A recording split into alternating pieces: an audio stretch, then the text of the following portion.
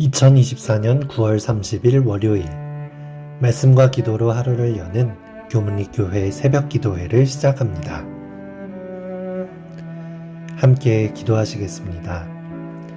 하늘에 계신 아버지 하나님, 새로운 한 주를 허락하시고 이 아침 하나님 앞으로 나올 수 있는 시간 주시니 감사합니다.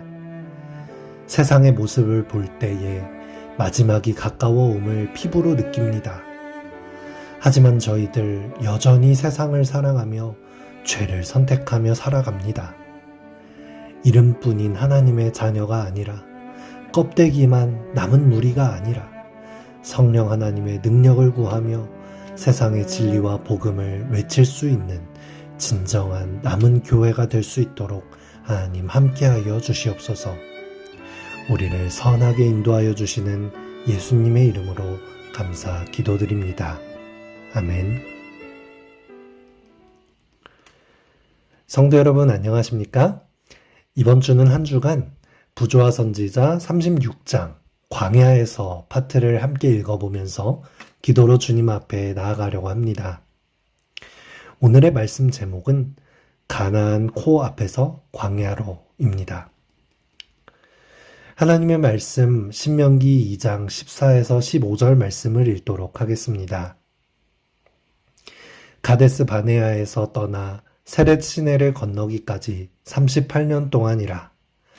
이때에는 그 시대의 모든 군인들이 여호와께서 그들에게 맹세하신 대로 진중에서 다 멸절되었나니 여호와께서 손으로 그들을 치사 진영 중에서 멸하신 고로 마침내는 다 멸망되었느니라. 이스라엘 백성들은 홍해를 건너 출애굽에 성공하는 기적적인 역사를 경험하였습니다. 그들은 하나님께서 지금 이 순간 함께하고 계시다는 것을 확실히 경험하고 느꼈을 것입니다. 그리고 시내산에 하나님의 임재를 경험하며 1년간 하나님의 나라를 이룰 준비를 하고 가나안 땅을 향해 진군하였습니다. 11일 만에 가나안 땅 접경인 가데스 바네아에 도착하였습니다. 약속하신 가나안 땅이 눈앞에 보이고 12 정탐꾼을 보내어 가나안 땅을 살펴봅니다. 이제 전열을 준비하고 가나안 땅으로 들어가야 할 순간이지만 이스라엘 백성들은 그렇게 하지 못하고 오늘 읽었던 말씀처럼 거의 40년간 광야에서 방황하게 됩니다. 가데스 바네아에서 가나안 땅으로 접근할 수 있는 세렛 시내까지는 13km로 보통 일주일이면 충분히 도달할 수 있는 거리였습니다. 그런데도 불구하고 그들은 38년간 광야에서 헤매면서 출애굽을 경험한 1세대들이 광야에서 모두 죽게 되는 슬픈 역사를 가지게 되었습니다. 그들은 홍해를 건넌 뒤에도 율법을 받은 뒤에도 끊임없이 불평하며 하나님을 의심하고 가나안 땅을 소망하기보다는 떠나온 이집트를 그리워하였습니다. 하나님의 기적과도 같은 돌보심과 실제적인 현현이 눈앞에 있었음에도 하나님의 선택된 백성들은 전혀 준비되지 못했고 가나안을 향해 갈 자격이 전혀 없어 보였습니다. 하나님께서는 그래서 가나안 땅을 향해 북쪽으로 진군하는 대신 무리를 뒤로 돌려 지나온 광야를 헤매도록 하셨습니다. 부조화 선지자는 이 장면을 이렇게 묘사합니다. 약 40년 동안 이스라엘 자손들은 광야의 궁벽한 곳에 있어서 외부와의 소식이 끊어졌다. 이 기간 동안의 백성들은 끊임없이 그들이 하나님의 징계하에 있음을 상기했다. 그럼에도 불구하고 광야 생활에서 그들이 남긴 유일한 기록은 여호와께 대한 반역의 신뢰들 뿐이었다. 종살이 하던 땅으로 다시 돌아가고자 했던 그들의 갈망이 그들은 자유를 누릴 가치가 없음을 나타냈다.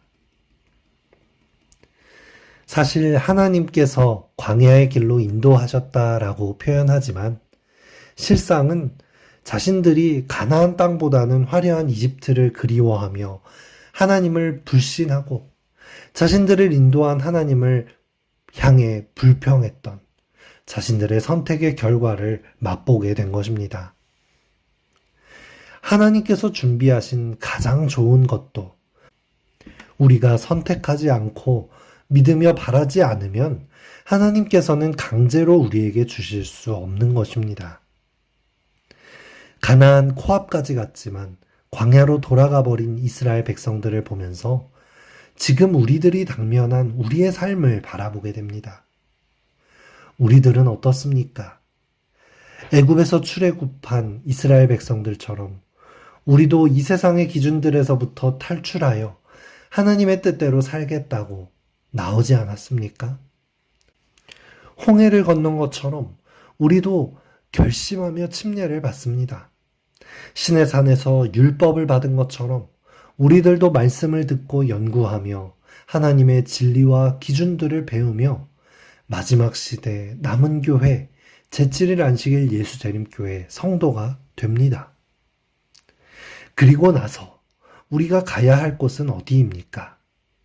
그 말씀대로 순종하며 하늘을 소망하며 가나안 땅으로 진군해 나가서 그곳으로 들어가야 하는데 우리 역시 이스라엘 백성들처럼 그 코앞까지만 갔다가 다시 광야로 돌아가기를 반복하고 있지는 않습니까?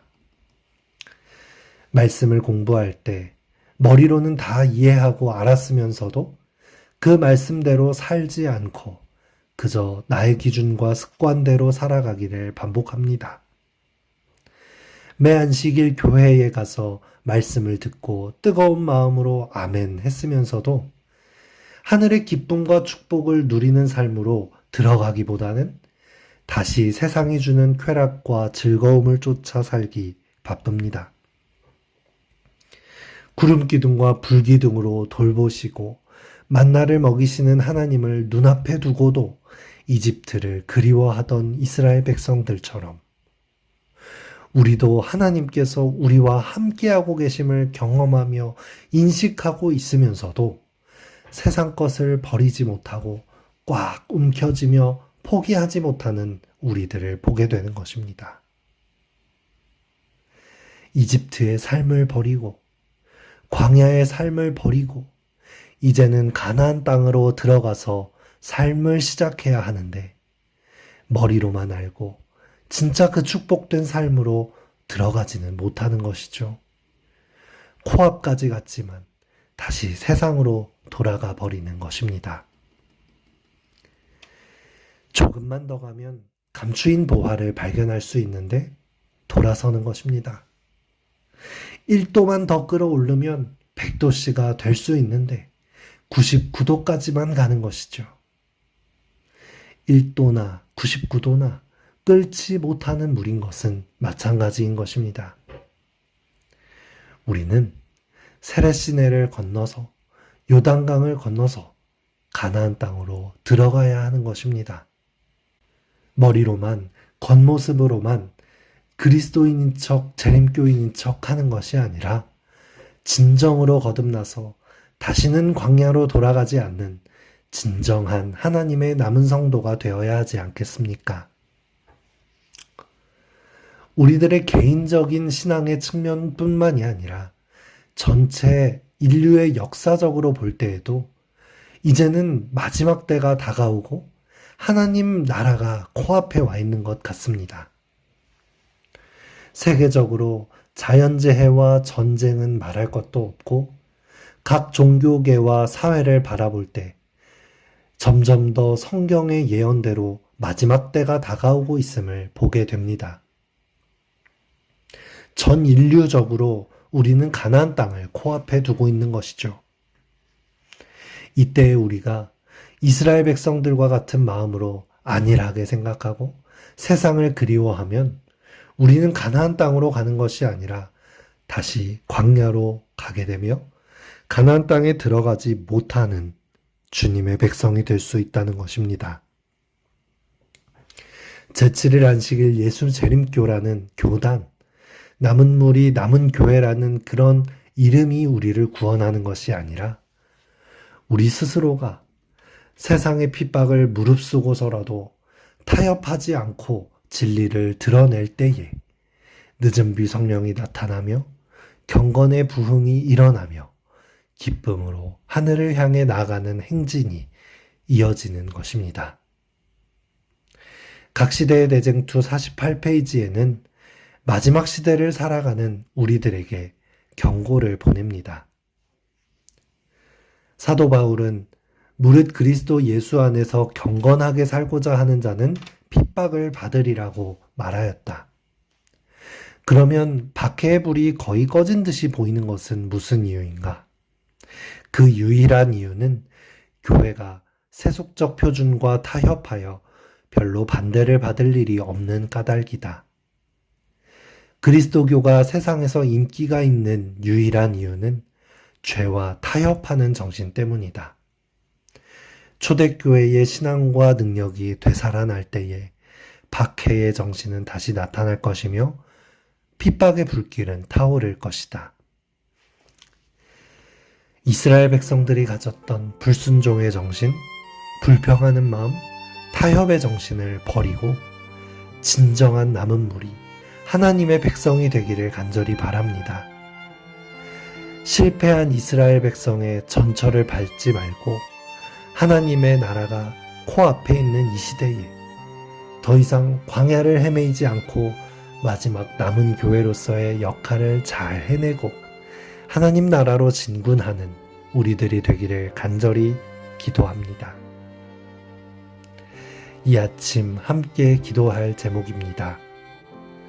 새로운 한 주일 말씀 안에 승리하며 경건의 부흥을 이룰 수 있도록 세상에서 방황을 그치고 하나님 나라의 축복을 경험하며 살 수 있도록 마지막 시대를 당면한 우리 재림교회가 맡은 사명을 능히 감당할 수 있도록 한국 선교 120주년 기념 예배와 여러 행사들을 위하여 중간고사 기간인 학생들과 면접 수능을 준비하는 고3 수험생들을 위하여 이 시간 함께 기도하겠습니다.